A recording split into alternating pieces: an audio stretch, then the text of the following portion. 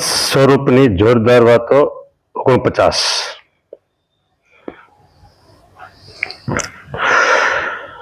જેને ભગવાનનો નિશ્ચય હોય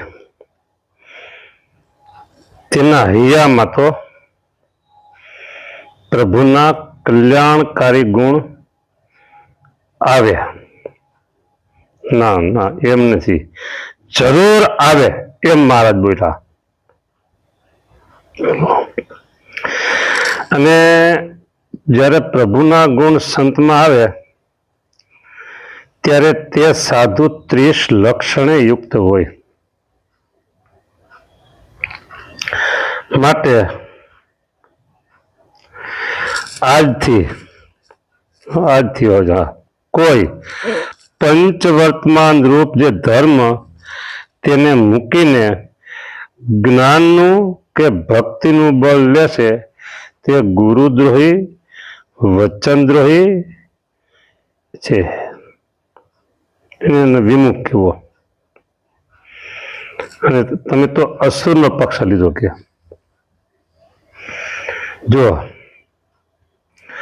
નિશ્ચય છે તો પ્રભુના ગુણ આવે છે. નિશ્ચય કોનો? ભગવત સ્વરૂપનો.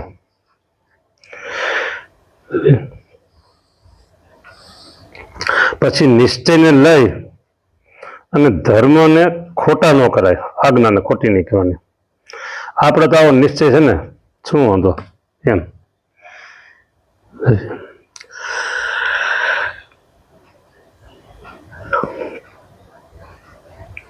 એટલે શ્રીજી મહારાજ નિશ્ચય હોવા છતાં પણ ધર્મને ગૌણ થવા દેતા નથી. બસ એટલી જ વાત છે.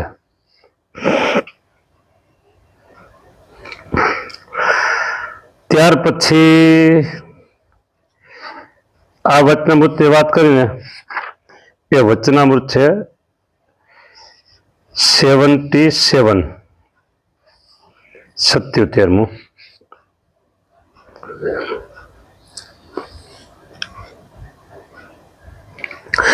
અને જો ભગવાનના સ્વરૂપનો નિશ્ચય પાકો હોય, હા, જેને અચળ નિશ્ચય હોય તેને ભગવાન સારી ક્રિયા કરે અથવા નરસી ક્રિયા કરે તે સર્વે કલ્યાણકારી ભાષે. ભગવાન જીતે અથવા હારે અથવા કોઈક ઠેકાણે ભાગી જાય પણ, અથવા ક્યારેક રાજી થાય, ક્યારેક શોક પણ કરે, ઇત્યાદિ અનંત પ્રકારની ભગવાનની ક્રિયાઓ તેને જોઈ અને નિશ્ચય વાળો જે ભક્ત હશે ને તે એમ કહે છે પ્રભુની સર્વે ક્રિયા કલ્યાણને અર્થે છે. તે જ્યારે બોલે ત્યારે એવું ને એવું બોલતો હોય તો તેને પરિપક્વ નિશ્ચય વાળો જાણવો. ભગવત સ્વરૂપનો નિશ્ચય જો પરિપક્વ હોય પછી ભગવાનની ગમે તેવી ક્રિયા આપણે સાંભળીએ વાંચીએ સંશય ન થાય. અત્યારે વર્તમાન સમયે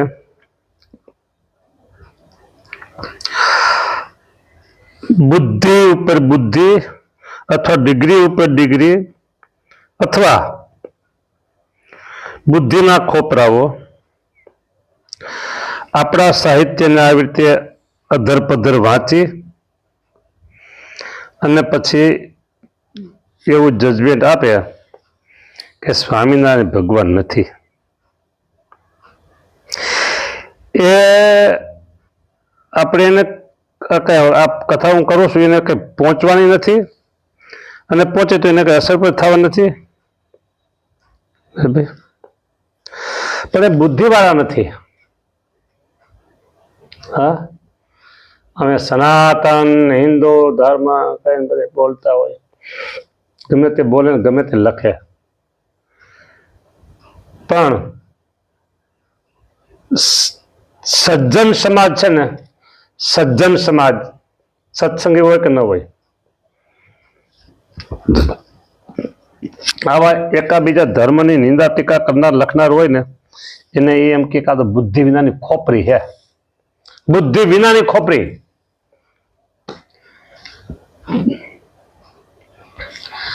આપણે ક્યાંય સાર્થક કરવા જવું નથી અને આપણે કોઈને બોલાવાય નથી, પણ આપણે છતાં એટલું તો કહી દઈએ, ચોક્કસ કહી દઈએ, ચોક્કસ એટલે ચોક્કસ કે ભગવાન સ્વામિનારાયણ સર્વોપરી છે, સર્વાવતારી છે અને સર્વ થકી પર છે. અમુક લોકો એમ કહે કે ક્યાં શાસ્ત્રમાં કીધું છે ભગવાન છે એમ. બરાબર, સ્વામિનારાયણ ભગવાન છે એ ભગવાનપણાની વાત ક્યાં શાસ્ત્રમાં લખી છે? આવો જે પ્રશ્ન કર ને, હું તો એને એમ કહું કે એની બુદ્ધિને ડોબા ખાઈ ગયા છે, ખાણમાં નાખીને બુદ્ધિને ડોબા. બોલો, આવું છે. આપણે એટલું કહીએ ને, કોઈ પણ ભગવાન પ્રગટ થયા એની પહેલા કયું શાસ્ત્ર એનું પ્રતિપાદન કરતા હતા? કયો? કોઈ પણ ભગવાનની વાત લ્યો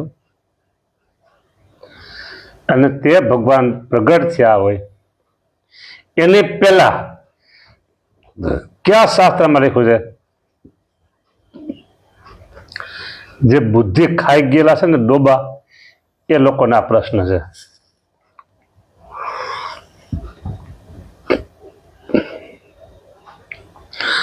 વચનામૃતના એક વચનામૃત અને એવું જ એક શાસ્ત્ર છે ભક્ત ચિંતામણી.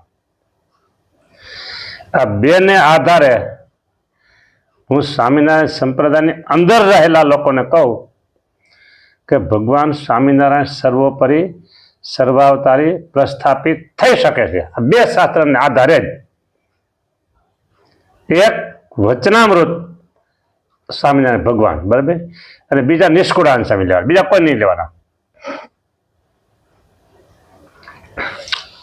હા, નિષ્કુળાનંદ સ્વામીને લેવાના અને સ્વામિનારાયણ ભગવાનના વચનામૃતને. નિષ્કુળાનંદ સ્વામીનું કોઈ પણ કાવ્ય હોય લેવાનું. હા, અને સામે તટસ્થ ખરા બુદ્ધિશાળી હોય ને, તટસ્થ બુદ્ધિશાળી એને રાખવાના 4, 2 પક્ષના 2. હા, તો આ વાત એવી છે કે સ્વામિનારાયણ ભગવાન સર્વોપરી સાબિત થઈ શકે એવી છે. પેલા કીધું ને કે આપણે કોઈ શાસ્ત્ર કરવો નથી ને આપણે કરોડ રૂપિયા એના જોતા નથી. હા, કોઈ લોકો બહાર પાડ્યું છે કરોડ રૂપિયા દઈ દે, સ્વામિનારાયણ ભગવાન સર્વોપરી સાબિત કરી દે. તો આપણે પૈસા જોતા નથી, એને સાબિત કરવું નથી, પણ કરવો હોય કદાચ ને, અને એને બહુ એમ થાય કે ના અમે આમ થઈ કે મારા સામે કોઈ નથી આવતું, તો એ વાત દેજો ભાઈઓ. હા, તમે 2 વસ્તુ લઈને બેસો, સ્વામિનારાયણ ભગવાન અને નિષ્કુળાનંદ સ્વામી, 2ને લઈને બેસો. નિષ્કુળાનંદ સ્વામીને એટલા માટે લેવા છે કે એને પરોક્ષના ગુણ ગાયા હશે, નથી ગાયા એમ નથી કેવું, ગાયા હશે, પણ મેજોરિટી પ્રગટના ગુણ ગાયા છે. મેજોરિટી કોને? નિષ્કુળાનંદ સ્વામીએ. એટલે એને લેવા પડે. આ વાત તો સ્વામિનારાયણ સંપ્રદાયની અંદર લોકોને કરી. ભગવાનના ગમે તેવા ચરિત્ર હોય, મનુષ્ય ચરિત્ર હોય કે દિવ્ય ચરિત્ર હોય, એમાં સંશય થવો જોઈએ નહીં. બસ, જો ભગવાનનો નિશ્ચય હોય તો સંશય ન થાય.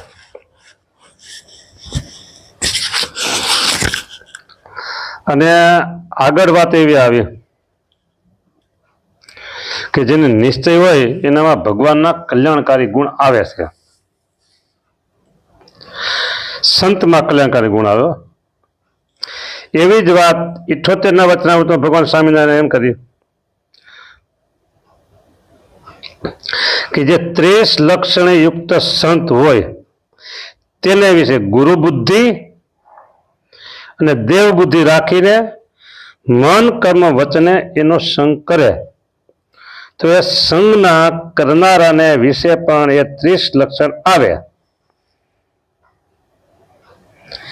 એવી રીતે સર્વશાસ્ત્રમાં કહ્યું છે કે સંતને સેવે ત્યારે સંત સરખો થાય. ઓહો હો હો, જોઈ લે, જોરદાર વાત કરી દીધી ને. જુઓ,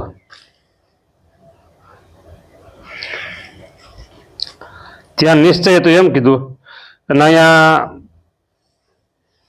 પરમાત્માનંદ સામે પૂછ્યું છે અને ભગવાન સ્વામીને જવાબ દીધો.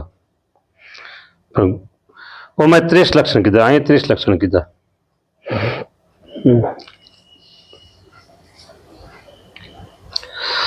આવા જે ભગવાન અક્ષરાતીત, મનવાણી થકી પર, અગોચર, બરાબર, અક્ષરધામમાં જે સ્વરૂપ છે એનું એ જ સ્વરૂપ અહીંયા પૃથ્વી ઉપર છે. જેવા અક્ષરધામમાં છે એવા જ અહીંયા છે. અક્ષરાતીત છે, અક્ષર થકી પર, અને મન વાણી એ ન પહોંચી શકે એટલે એનાથી પર કહેવાય. અને સર્વને અગોચર છે, કોઈને ભાષા નહીં, દેખાય નહીં. બરાબર, તે સર્વને પ્રત્યક્ષ દેખાય છે. તેનો હેતુ શું હોય છે? અગોચર છે છતાં ગોચર છે. બોલો, અક્ષરાતીત છે, મનવાણીથી પર છે, છતાંય પાછા સૌને દર્શન થાય છે. જો ભગવત સ્વરૂપનો પ્રતાપ. હા, આ એક દ્રષ્ટાંત તમને હું દઉં ત્યારે, બરાબર, પછી આ વાતને આગળ આપણે લઈએ. આપણે એમ કહીએ છીએ કે પૃથ્વીના પેટાળમાં સોનું છે, ત્રાંબુ છે, રૂપું છે, જસત છે, લોખંડ છે, ચાંદી છે, પછી ક્રૂડ છે, ઓઇલ, પેટ્રોલ, ડીઝલ, પેટ્રોલ, જે કેવો કેરોસીન, જે કે બધું અલગ અલગ નથી નીકળતું. પછી રિફાઇન થાય, જુદું જુદું થતું હોય. સોનું, ચાંદી, જે કે બધી પૃથ્વીના પેટાળમાં છે. પાણી, અમૃત જેવું પાણી એમાં છે. આકાશમાં ગતિ કરતા વિમાન, એમાં જે ઈંધણ ચાલે એવું ડીઝલ, પેટ્રોલ જે કહેવાય એ પણ પૃથ્વીમાં છે. ગામડાના ઓઇલ એન્જિનમાં ક્રૂડ એ પણ પૃથ્વીના પેટાળમાં છે. બરાબર, આપણે દેખાય છે, તમને દેખાતું નથી, મને નથી દેખાતું, છતાંય છે તો ખરા ને. એ તો હા પાડવી પડે ને આપણે. બેલા કટિંગ કર્યા પછી ને બેલા કહેવાય. પથ્થર આમ તો કહેવાય. આરસ, માર્બલ, બરાબર, ગ્રેનાઇટ, આ બધું પૃથ્વીમાંથી નીકળે છે ને. હા, ડાયમંડ. પણ એવી જેની પાસે એવી દ્રષ્ટિ છે તે શોધે નહીં, બધું બહાર કાઢે છે. તમે અને હું ન કાઢી શકી. તમે કીધું એમાં કદાચ આવા અભ્યાસી કોઈ હોય તો કાઢતા હોય, કાઢી શકે છે. ખરું, એમ દેખાતા નથી છે. એમ ભગવાન અક્ષરધામમાં છે, દેખાતા નથી. અક્ષરધામમાં છે, દેખાતા નથી આપને. અગોચર છે, અક્ષરાતીત છે, મનવાણીથી પર છે, દેખાતા નથી. છતાંય આપણે દેખાય છે. એનું શું કારણ? છતાંય દેખાય છે. પૃથ્વીની અંદર આ બધું છે, દેખાતું નથી, છતાંય દેખાય છે. લોકો બહાર કાઢે છે. એનું કારણ શું? એનો અભ્યાસ કર્યો છે.